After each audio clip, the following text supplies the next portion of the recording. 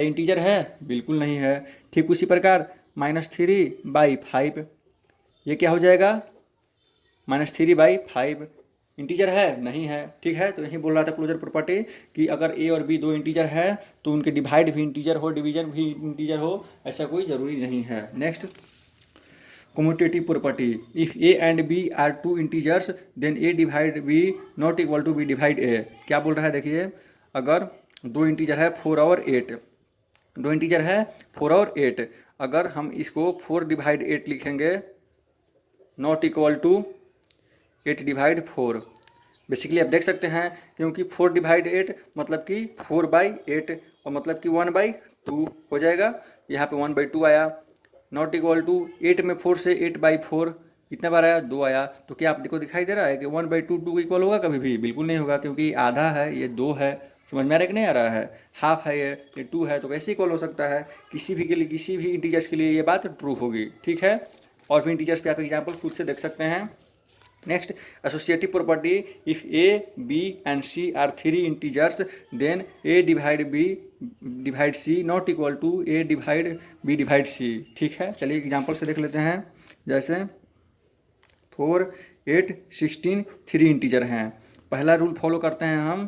पहला क्या करना है? 4/8 डिवाइड 16। पहले ब्रैकेट वाले करेंगे तो 4/8 मतलब कि 4/8 मतलब कि 1/2, 1/2 डिवाइड 16। अब क्या होगा स्टूडेंट? 1/2 डिवाइड को मल्टीप्लाई में करके क्या बोलते हैं, पलट देते हैं कि नहीं पलट देते हैं? पलट देते हैं। तो क्या हो गया? 1/32। अब यहाँ पे दूसरा चेक करते हैं। 4/8 डिवाइड 16। 4 डिवाइड ब्रैकेट के अंदर पहला करेंगे 8 डिवाइड 16 मतलब कि 1/2, 1/2। अब देखिए 4 डिवाइड 1/2 मतलब कि क्या हो गया? मल्टीप्लाई करके क्या करेंगे? पलट देते हैं तो 2/1 हो जाएगा। तो मतलब कि 1 नीचे में हो गया तो ख़त्म हो गया। 4 × 2 क्या हो गया? 8। क्या दोनों इक्वल आ रहा है? नॉट इक्वल है। तो वहीं बोल रहा है कि थ्री इंटीजर हैं, तो ये बात ट्रू एसोसिएटिव प्रॉपर्टी भाई डिवीजन पे नहीं लगती है। ठीक है, चलिए नेक्स्ट देखते हैं। इस तरह आपने तीनों प्रॉपर्टी को देख लिया। अब कुछ स्पेशल प्रॉपर्टी है डिवीजन में, देखते हैं क्या है special property. Number 1, when an integer is divided by 1 we get same integer. अगर कोई इंटीजर है और उसको 1 से डिवाइड करने पर हमें क्या मिलता है? वही मिलता है। अगर कोई इंटीजर है, हम उसको 1 से डिवाइड करने पे क्या मिलता है? सेम इंटीजर मिलता है। जैसे 5 एक इंटीजर है, हमको 1 से डिवाइड करेंगे तो हमें 5 ही मिलेगा। -3 एक इंटीजर है, 1 से डिवाइड करेंगे तो क्या होगा? -3 ही मिलेगा। तो बेसिकली इस बात को तो आप पहले से ही जानते हैं, कोई बड़ी बात है नहीं। ठीक है, क्लियर है? चलिए, if any integer is divided by same integer we get 1। अगर कोई इंटीजर को हम डिवाइड करते हैं सेम इंटीजर से तो हमें रिजल्ट 1 मिलेगा। तो क्या आप इस बात को नहीं जानते हैं? बिल्कुल जानते हैं। -3/-3 = 1। 3 डिवाइड 3 = 1। डिवाइड और बाई एक ही होता है ना जी। ठीक उसी प्रकार 5 डिवाइड 5 = 1। तो क्या आप इस बात को नहीं जानते हैं? जानते हैं, बिल्कुल। Next, if 0 is divided by any integer then we get 0। बोल रहा है कि 0 डिवाइड किया जाता है किसी भी इंटीजर से तो हमें मिलता है 0। क्या मिलता है? 0। जैसे 0/3 0, 4 0/-2 0। अगर 0 ऊपर रहेगा तो रिजल्ट 0 होगा। 0/3 0। ठीक है स्टूडेंट, आगे चल के नेक्स्ट क्या देख बोल रहा है? If any integer is divided by 0। अगर कोई इंटीजर 0 से डिवाइड किया जाता है तो रिजल्ट होता है अनडिफाइंड। क्या होता है? अनडिफाइंड। इस अभी अभी आपको एक केवल याद रखने वाली बात है, आप इसको याद रखिएगा कि अगर 8/0 होता है तो इस बार 0 नहीं होगा।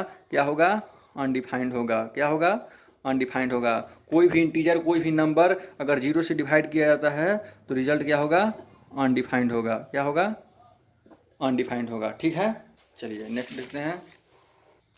नेक्स्ट है, if A B and C are three integer where B not equal to 0 C not equal to 0। If A divide B equal to C then B into C equal to A. चलिए देख लेते हैं, इसको number पे समझ लेते हैं। मान लीजिए कि 3 नंबर है, 3 नंबर है A B C 4, 8 और 16।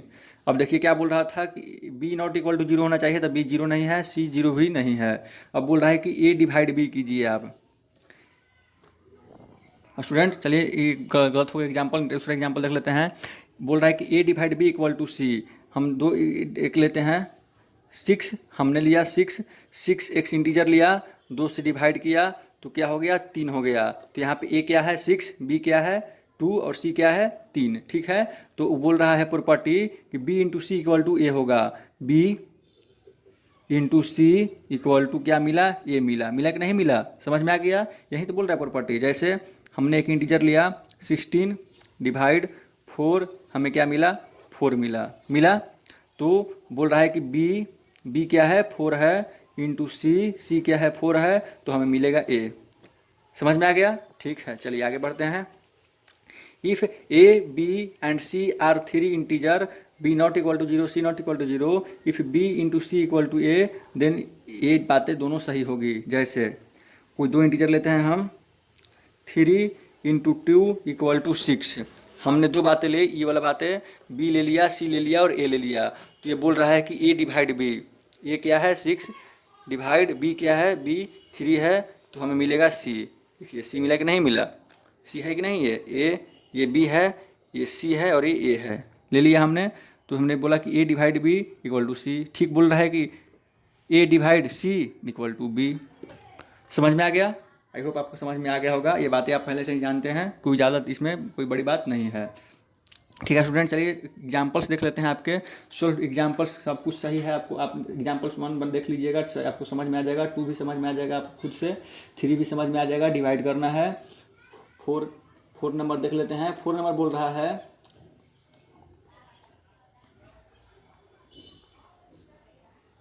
Coast of 36 samosa is 90। Cost बोल रहा है कोस्ट ऑफ 36 समोसा,